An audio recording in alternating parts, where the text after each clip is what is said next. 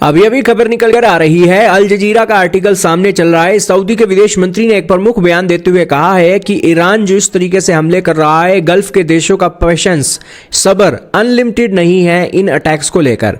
अगर ईरान नहीं रुकता है तो सऊदी अरब अपनी मिलिट्री की कार्रवाई करने के अधिकार को सुरक्षित रख सकता है। इसी बीच दोस्तों 20वां दिन है ईरान इजराइल अमेरिका के इस युद्ध को लेकर, और अभी अमेरिका कह रहा है कि उसके पास कोई भी टाइम फ्रेम नहीं है इस वॉर को एक एंड करने के लिए। और इसके अलावा पेंटागन रक्षा मंत्रालय, अमेरिकी रक्षा मंत्रालय ने कहा है कि वो $200 बिलियन के फंड की ओर जाने वाला है। यहीं पर चर्चा यहां पर यह भी हो रही है कि सऊदी ने यहां पर मिलिट्री थ्रेट ईरान के ऊपर एक किया है, तो क्या पाकिस्तान भी सऊदी अरब को ज्वाइन करेगा। और यहीं पर दोस्तों ईरान के अंदर दोस्तों लगातार अमेरिका इजराइल के हमले हो रहे हैं, और इसी बीच ईरान की गल्फ एनर्जी फैसिलिटी पर अमेरिका इजराइल का बड़ा ताबड़तोड़ हमला हुआ, जिसके बाद ईरान ने भी कतर की LNG शिप एक साइट पर एक बड़ा हमला किया है। और उसके बाद दोस्तों ट्रंप कह रहे हैं कि वो एक इजराइल को रोकेंगे और ईरान के अंदर उनकी गैस साइट पर हमला नहीं करेंगे, क्योंकि दोस्तों अगर ये चीजें होती हैं तो दोस्तों कई सालों तक एक प्रोग्राम चल सकते हैं, गैस के एक संकट खड़े हो सकते हैं। क्योंकि दोस्तों 20 दिन तो इस जंग को चलते को हो गए हैं, गैस पहले नहीं निकल रही है, और दोबारा से उसी एक लेवल पर पहुंचने के लिए 1 महीने का समय तो चाहिए ही होगा। और फिर दोस्तों अगर इन गैस साइट्स पर हमला होता है, इंफ्रास्ट्रक्चर तबाह हो जाता है, तो दोस्तों कई हफ्ते क्या कई महीने लग सकते हैं, जिस कारण से ये दोस्तों बड़ा सीरियस कंसर्न है। और अभी दोस्तों क्या है, 19 मार्च को दोस्तों एनर्जी वॉर के तौर पर इसे एक देखा जा रहा है। जंग तो बोले ये 3 देश लड़ रहे हैं, लेकिन पूरी दुनिया के अंदर जंग लगी हुई है, और इस जंग के अंदर हर कोई अपनी रोजी रोटी कमाने को लेकर बड़ा सीरियस होता हुआ नजर आ रहा है। 20 दिन हुए हैं, और 20 दिन के अंदर ईरान ने जवाबी कार्रवाई करते हुए सऊदी अरब, कतर, UAE के तेल और गैस रिफाइनरी को निशाना बनाया है। सऊदी अरब की अरामको, एक्सॉन रिफाइनरी और यानबू क्षेत्र में हवाई हमले हुए। कतर के सबसे बड़े गैस प्लांट पर हमले से 20 से 25% गैस सप्लाई प्रभावित हो गई है।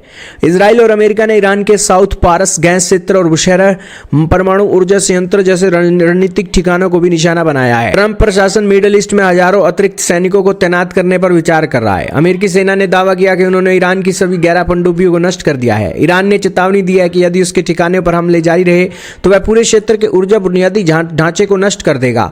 साथ ही ईरानी सांसदों ने स्ट्रेट ऑफ हॉर्मुज से गुजरने वाले जहाजों पर टैक्स लगाने का प्रस्ताव रखा है। मानवीय प्रभाव की बात की जाए तो अब तक हजारों लोगों की मौतें हो गई हैं, लाखों लोग प्रभावित हैं, और इजराइल में भी नागरिक और सैन्य के हताहतों की खबरें निकलकर सामने आई हैं। वर्ल्ड में दोस्तों कच्चे तेल और गैस की कीमतों में भारी उछाल आया है, जिससे दुनिया भर में ऊर्जा संकट पैदा हो गया है। इस जंग के अंदर ईरान के खिलाफ America, Israel, Saudi Arab, UAE, Bahrain, Jordan के साथ साथ अलग अलग देश हैं जो यहाँ पर एक अमेरिका की सपोर्ट कर रहे हैं इस हमले के अंदर। हाल ही में सऊदी अरब में एक आपातकालीन बैठक भी बुलाई गई, जिसके अंदर Saudi Arab, UAE, Qatar, Kuwait, Oman, Bahrain, Egypt, Jordan, Lebanon, Turkey, Pakistan, Azerbaijan जैसे 12 देशों ने एक मीटिंग के अंदर हिस्सा लिया। इस मीटिंग का मुख्य उद्देश्य और निर्णय यह लिया गया कि इन देशों ने सर्वसम्मति से ईरान द्वारा तेल रिफाइनरियों, हवाई अड्डों और आवासीय क्षेत्रों पर किए गए मिसाइल और ड्रोन हमले की कड़ी निंदा की।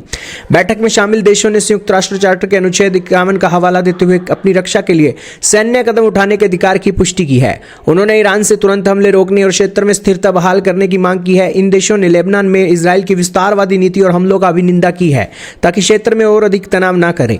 दोस्तों यहाँ पर ये मुस्लिम देश इकट्ठा हुए हैं और ईरान की भी कंडेमनेशन भेज रहे हैं और इजराइल को भी कंडेमनेशन भेज रहे हैं। आप कहोगे कि इजराइल को कंडेम क्यों किया जा रहा है? दरअसल लेबनान में इजराइल की सेना की कार्रवाई अब एक बड़े जमीनी युद्ध का रूप ले चुकी है। इजराइल के रक्षा मंत्री योव गैलेंट के अनुसार IDF ने दक्षिणी लेबनान में हिजबुल्लाह के ठिकानों को खत्म करने के लिए सीमित जमीनी कार्रवाई शुरू कर दी है। इजराइल ने सीमा पर अपने सैनिकों की संख्या दोगुनी कर दी है और वे खाली कराए गए गाँव में हिजबुल्लाह के हथियारों और ठिकानों की तलाश कर रहे हैं। इजरायली वायुसेना ने लितानी नदी पर बने कम से कम 2 प्रमुख पुलों को नष्ट कर दिया है, ताकि हिजबुल्लाह के लड़ाकों और हथियारों की आवाजाही को रोका जा सके।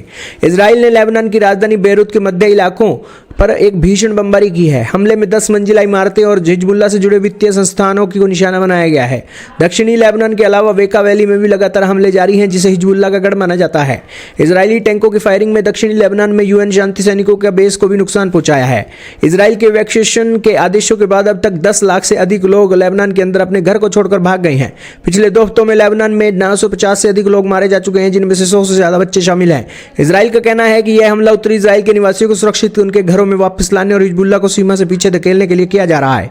लेकिन इजराइल जो काम गाजा में किया वही लेबनान में चल रहा है, और इसको लेकर वो जो एक मुस्लिम देश है वो भी चिंतित दिखाई दे रहे हैं। लेकिन यहाँ पर आगे वक्त का पहिया किस और मुड़ेगा ये अब देखने वाली बात होगी। आपका क्या मानना है कमेंट सेक्शन में जरूर बताइएगा।